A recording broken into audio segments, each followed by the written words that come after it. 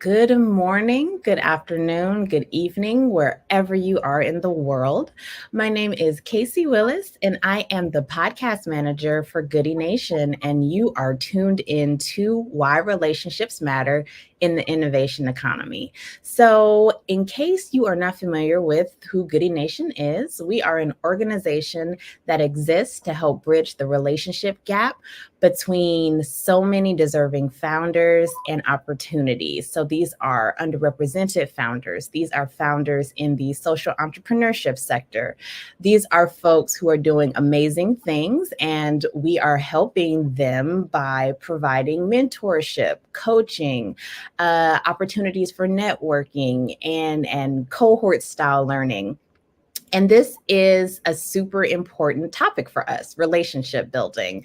It's a topic that in the innovation space, we don't often get to really dive into. We're talking about deals and funding and who's at what pre-seed level, which is fine. We like the wins too.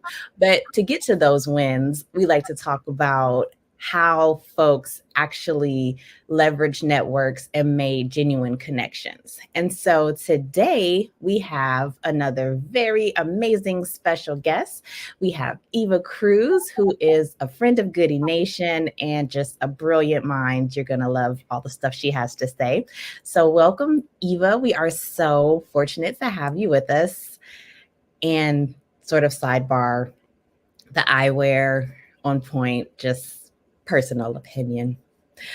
So first question, which is a classic Goody Nation podcast question. We would love for you to share your origin story. And so by origin story, we have no rules for where you start. We just want to know what were some of the pivotal moments and even some of the pivotal relationships that helped you to get to where you are today in your career. Well, first of all, thank you, Casey, and thank you for Goody Nation. I thought it's a great organization. I'm right here in Atlanta, Georgia. So I will start in terms of my origin story. Well, the first thing that comes to my mind is, and you can all tell by my accent, I was not born in the U.S. I came to the United States when I was already 21 years old, almost 22. And really, the impetus for me to coming here was I just wanted to study more. I had finished my education, bachelor's degree in my home country, which is Dominican Republic. Or you cannot tell by my accent probably because I have lost some of it. But it was just, I was an engineer. I graduated as an electronics engineer, and I had just this huge desire to just, there has to be more for me to learn. I'm an avid reader. I devour books. I love to learn about everything, and I'm very focused. And I was very much a geek, an engineer, very interested in just more higher level research. So I came to the US, did graduate degrees at Virginia Tech. And over time, of course, my career evolved. And I ended up in banking. I ended up doing predictive modeling for banks, particularly in the risk space. And for those of you that are not familiar with, how an engineer ends up in banking, actually banks hire a lot of people with background, quantitative background, whether it is going into the trading sector, whether it is going into the risk area, automated tools that are used for deciding on loan approvals, on detecting fraud, etc.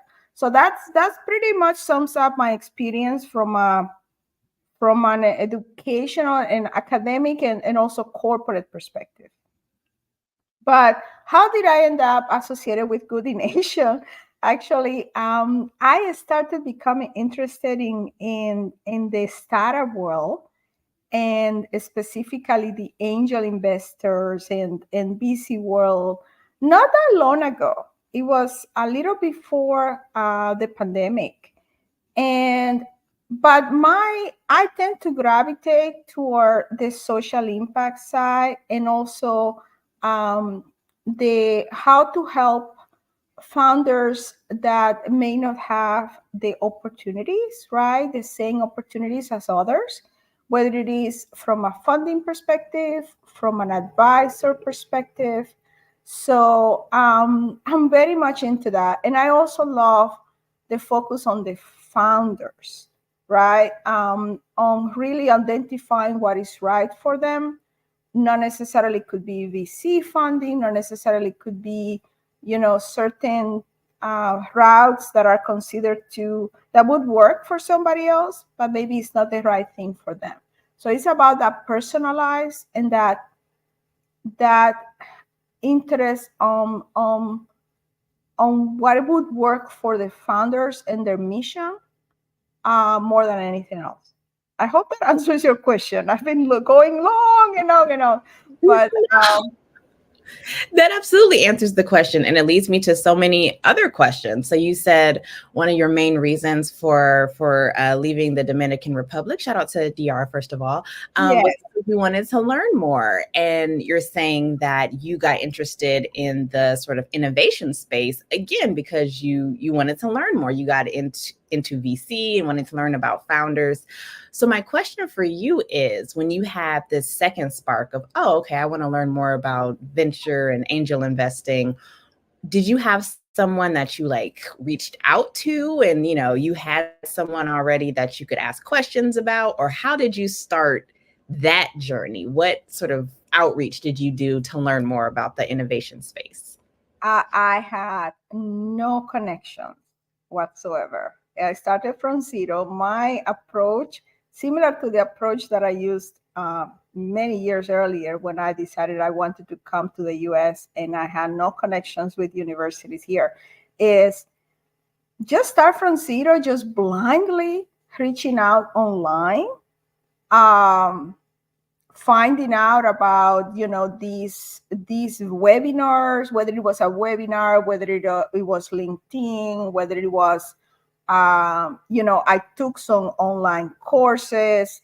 So it takes time. That's the main thing, is that none of this can happen overnight, and sometimes you just get lucky.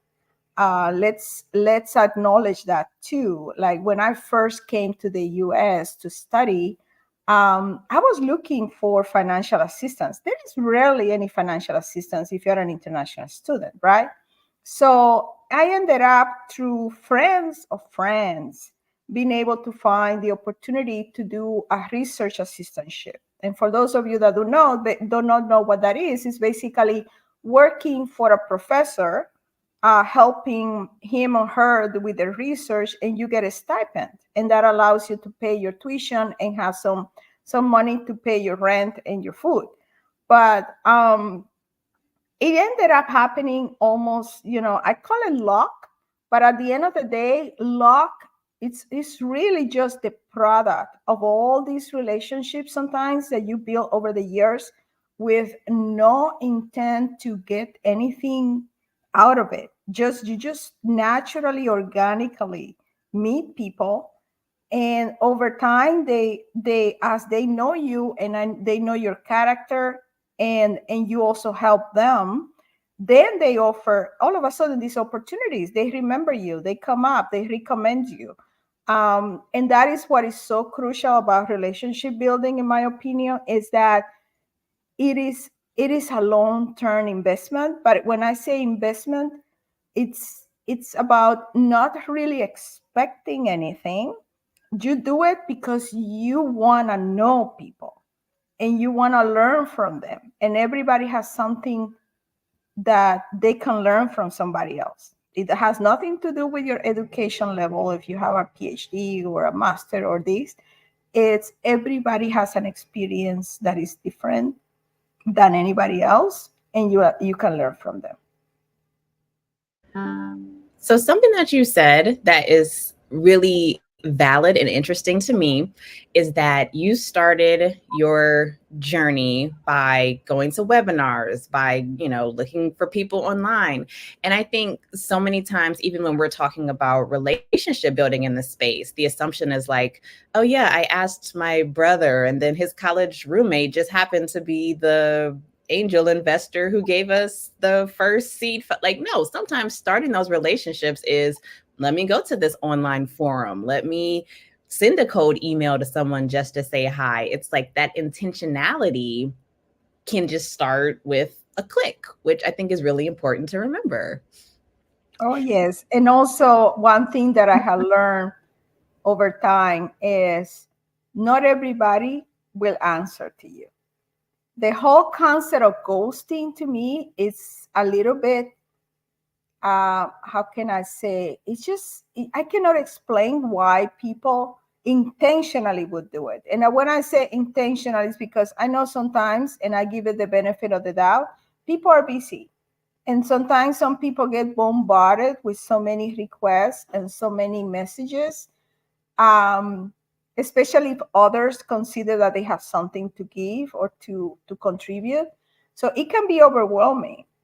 And I'm telling you, I'm guilty sometimes of not replying to messages in a long time because I've been just caught up on something, and either I postponed it and I forgot, or it's just there are other things that are more pressing. And I'm trying to be intentional about just sending a quick message and maybe saying, I cannot answer right now, give me some time. Because I know how the other side may feel, right? If they just feel that they're being ignored. But the whole concept of ghosting on purpose, to me, just because they feel that you are not, they are not going to get anything immediate from that conversation, from that relationship. It's mind blowing to me, because I think it's everybody should be thinking about the long term, even if at the moment you don't feel that person gonna bring you a sale or a business or a funding. um it's a still like, it's like building this whole network of people that you never know in the future, 1 year down the line, even 10 years down the line, how you're going to reconnect with that person and how much you both can help each other. I think that is so relatable to, I mean, regardless of what industry you're in. Like this ghosting phenomenon is very real and something that we don't talk about on Why Relationships Matter much, but it's, as you said, it is very real.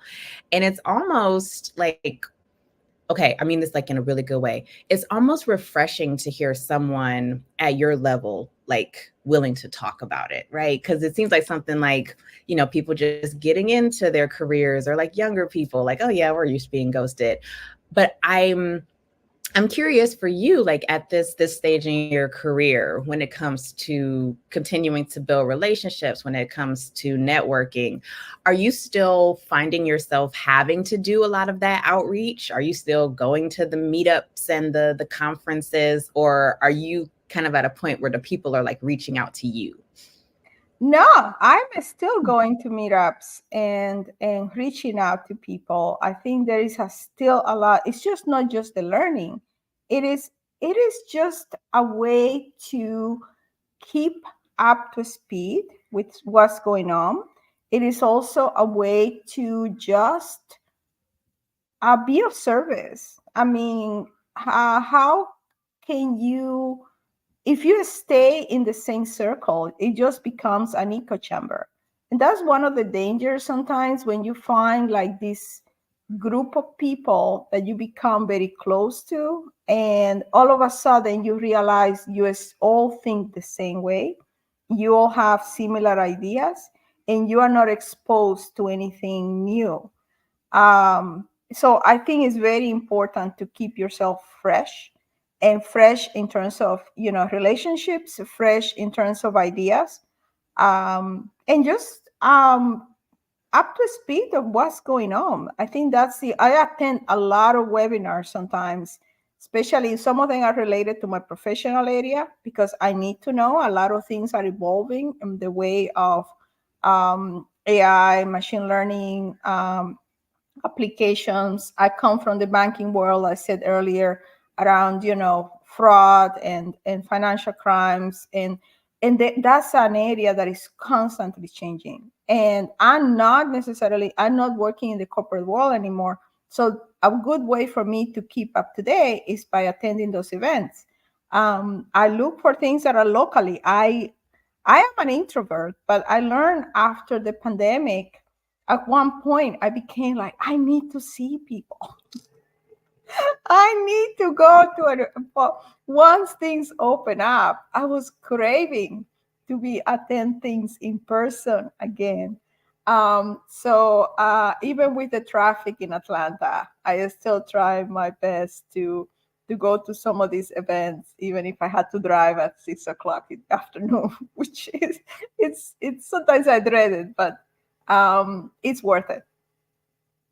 I okay, you sparked something in me with that last comment. As a fellow introvert, I tell people all the time when I go to these events, like I would rather go and volunteer and like have a job to do versus like freestyle networking because I just feel so like just awkward and like So do you have any tips for any fellow introverts when it comes to going to these conferences, going to these meetups? How do how do you personally like find that something to like go up to the person and shake the hand and introduce yourself? Just any tips for any of us out there? Let me tell you, I still feel intimidated, and I follow a lot. Like I go a lot by body language. Sometimes it's difficult, and sometimes people do this unconsciously. When you go to one of these events and you see like people form a circle and there is no room, and I don't know if that's subconsciously or if it's something they don't realize, and it's like we are not welcoming anybody to our little chat, right? So what I do is I try to find those groups that seem more open. I'm sorry, but that's it's like something I do instinctively because it's just my just by looking at the body language, I kind of notice if somebody's willing to open up their little circle to a newcomer in the conversation or not.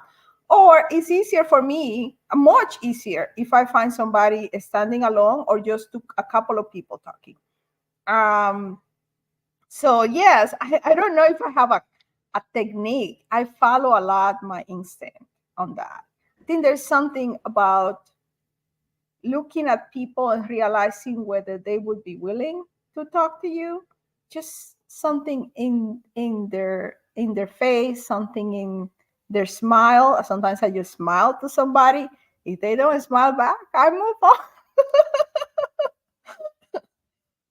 No, that's great. If like as you mentioned, like for so many people post sort of the height of the pandemic, going back out again was like a desire. But for a lot of people, it was like relearning, like, oh, how do I how do I talk to people? This is weird. So thank you for that. Um, so I want to talk about like right in your title, you have the word mentor. Mhm. So I want to pivot a little bit to talk about mentorship in your career. Do you have any thoughts on your role as a mentor to other people? And follow up, have there been any mentors, either personally or professionally, that off the top of your head, you're like, oh, this mentor really was instrumental in helping me in my career? Yeah, I think most of the mentorship opportunities, either me being a mentor or my own mentors, have happened almost like naturally, in the sense that it has not been like an official mentorship, at least the most effective one. Let me clarify that, because in my corporate career, I've been asked to participate like in these mentorship programs, right? And I have mixed opinions about them. Some of them, because a lot of times it depends on the motivation of the mentor. Some mentors that are being asked, especially if they are in a very high position in an organization and they are being asked to be a mentor, I have found a lot of challenges with that in their availability. There's sometimes always more pressing for them to do. So you end up rescheduling, and there a lot of times there is no clarity as to what is it that they're supposed to be doing, right? So there's not that much benefit. In my opinion, a mentorship has to benefit not just the mentee, but the mentor too. That's the I think the optimal way, because then the mentor also feels committed in that there is value in that relationship. Um, and so when it is kind of forced, I don't necessarily think it's going to be very effective. For me, it has been more of naturally at work. I have had, sometimes it's a direct manager that informally becomes a mentor of the way, because of the way that they um, approach the relationship. It's not just a supervisory relationship. It's more like, hey, I want to see you not just grow in this job, but I also want to see you move on to bigger and better things. And they help you through that. They give you the right feedback. They connect you with others. Those are the best. And I have had managers like that look out for me. Those have been the best relationships from a not only mentorship but also a work managerial relationship. Um, and then as a manager myself, I have tried to emulate that. So one of the things that make me the proudest is I have people that used to work for me that are now in positions that are higher than me, and I keep in touch with them, and um, they are doing very well. Some of them have work going to the startup world. So and I remember that those conversations that I had with them, and I remember their ambitions, their desires. So it has been very, very fulfilling for me to to think that hopefully I played a little part in that. Amazing. So this is going to seem like kind of a random question, but it's not, I hope. So as someone who is an avid learner and, dives into the things that you want to know more about, I'm curious if you have a hobby or an interest or something that's not related to your work that you are either learning or something that you like to do.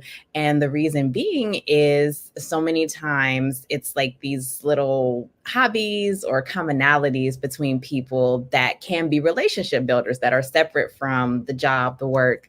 And so, just out of curiosity, what do you do when you're not relationship building for your career? Well, I have a lot of interest of things that I want to learn still, and I'm looking for the time to do it. Let me tell you. So things that in terms of building, meeting people, and building relationships that are completely related to the job. It's interesting that I was thinking the other day. One of my passions is animal rescues and promoting animal adoption, right? And it's interesting that in that world, it's a space where you have people who have the same passion that you may not have anything else in common with. We may be like completely opposite in terms of politics, in terms of lifestyle. However, because we share this commonality about caring about animals and the rescue world, we come together for that. So I was just thinking about that the other day, because I was thinking, wow, it's some of these people we would never have met each other except for that. The other, but I do have a lot of things that I want to learn. Photography is one of the things I'm trying to get better at, And you know what? I decided I want to learn this year because I've been thinking about it for years and never do it. Archery.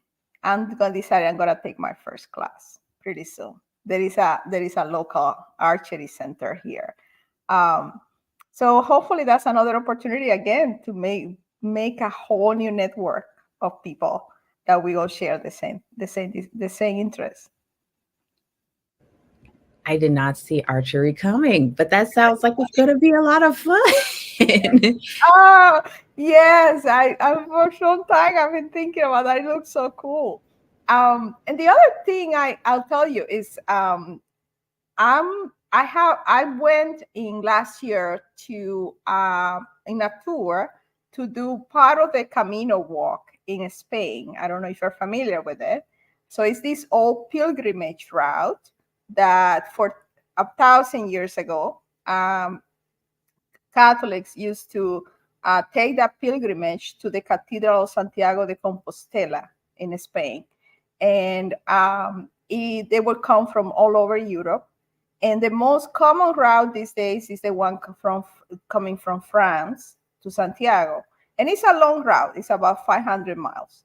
So I did not do 500 miles, but I did the last part of it that only takes about a week. And it was a wonderful group of women. We are all in touch. We are planning to do another walk together, talking about people that have commonalities, and we all love walking and hiking. So we're already planning a next one in Scotland, the next one next year. So the same group of people we're planning to get together. So and it was a wonderful experience. These women coming from all walks of life. Again, the people that I would not have never met through startups or through my work or anything like that. Just the passion for doing long distance walks. I love that. I love wrapping it up there because, yes, genuine relationship building, it can translate in the workplace, it can translate in the spaces that you work to be able to go on the vacations and to do the fun things. And so that's just, yes, I hope that you have a nice Scotland walk when you Oh, go. I'm looking forward to it.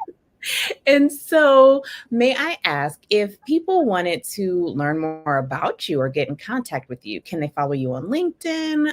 What would be the best way for them to do that? Absolutely. I love that. How can I give you with my LinkedIn? I mean, it's easy to find me, Eva Cruz, or actually my handle in LinkedIn is Eva B Cruz. So my ID. So that would be easy. So if you follow the whole LinkedIn URL and then Eva B as in boy Cruz at the end, that's me. Fantastic. Well, everyone, once again, we have had an amazing episode. Stop ghosting everyone in life, in professional world. Like just send a nice little note. That's all it takes. I'll get back to you later. Build those relationships genuinely in every space, whether that's in the workplace, whether that's going on vacation, whether that's learning a new hobby. All of that translates to really just being a well-rounded person, and it translates in your personal life, your professional life. Just amazing advice that we got today from our special guest, Eva Cruz. And so I want to thank you for listening and tuning in. And as our Goody Nation founder, Joey Womack, always says, stay magnetic and outwork yesterday. Bye-bye.